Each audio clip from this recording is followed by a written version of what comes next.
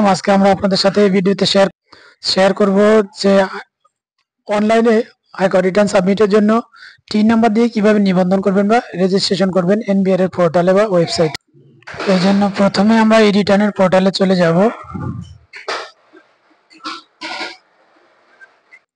এরপর আমরা এখানে যে ডায়লগ বক্স আসবে ওখান থেকে এই রিটার্নে ক্লিক করব।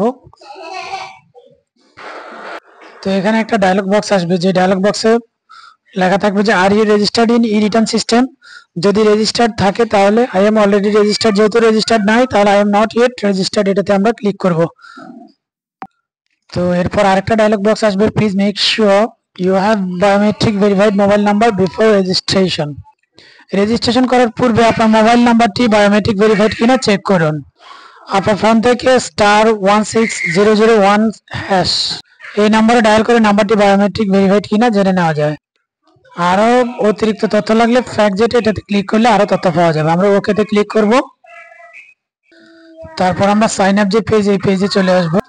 এরপর আমরা এখানে এন্টার ইউর টিন, ওই ঘরে আমরা টিন নাম্বারটা বসাবো। আমরা এখানে টিন নাম্বারটাও কপি করে এখানে এনে পেস্ট করলাম। এরপর আমরা মোবাইল নাম্বারটি বসাবো, +880 এটা দেওয়া থাকবে।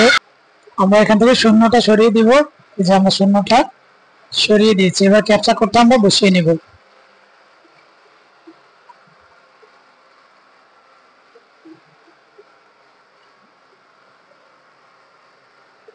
বসানোর পর আমরা ভেরিফাই যে এখানে ক্লিক করব। এই যে ওটিপি সেন্ড সাকসেসফুলি। এবার আমরা পার্টির কাছ থেকে যার আয়কর রিটার্ন, যার টিন নাম্বার আমরা রেজিস্ট্রেশন করব, ওনার কাছ থেকে ওটিপিটা নিয়ে নিব। আমরা এই ওটিপির জন্য 5 মিনিট টাইম পাবো। আরেকটি বিষয় আমাদের মাথায় রাখতে হবে, পাসওয়ার্ড যে দিব আমরা, পাসওয়ার্ড হবে কমপক্ষে 8 ক্যারেক্টারের। কমপক্ষে একটি ক্যাপিটাল লেটার থাকতে হবে, একটি স্মল লেটার থাকতে হবে, একটা নাম্বার থাকতে হবে এবং কমপক্ষে একটি স্পেশাল ক্যারেক্টার থাকতে হবে। আচ্ছা, 474141।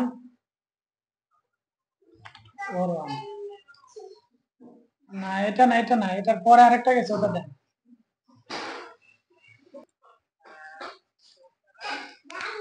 471515 এর পরে কত? আচ্ছা, ঠিক আছে। আমরা যে ওটিপিটা এর আগে পাঠিয়েছি ওটা টাইম শেষ হয়ে গিয়েছিল, 5 মিনিটের মধ্যে উনি দিতে পারেননি, তাই আবার আমরা সেন্ড করেছি। এখন দেখি কাজ হয় কিনা, সাবমিট করব।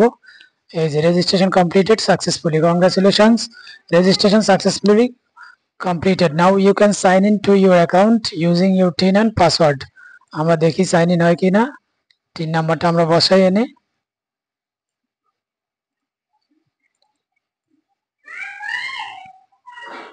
টিন নাম্বার পরে আমরা পাসওয়ার্ডটা দিব, দেখি।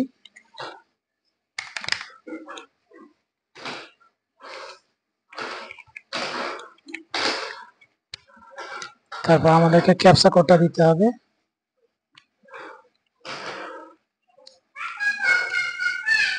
তারপর সাইন ইনে ক্লিক করলে যে হ্যাঁ, তাহলে আমরা সাকসেসফুলি লগ ইন করতে পেরেছি। এভাবে মোটামুটি রেজিস্ট্রেশনের প্রক্রিয়া। তারপর কেউ পাসওয়ার্ড ভুলে গেলেও সেটা রিসেট করা যায়। আমরা আরেকটি ভিডিওতে আমরা দেখাবো ইনশাআল্লাহ।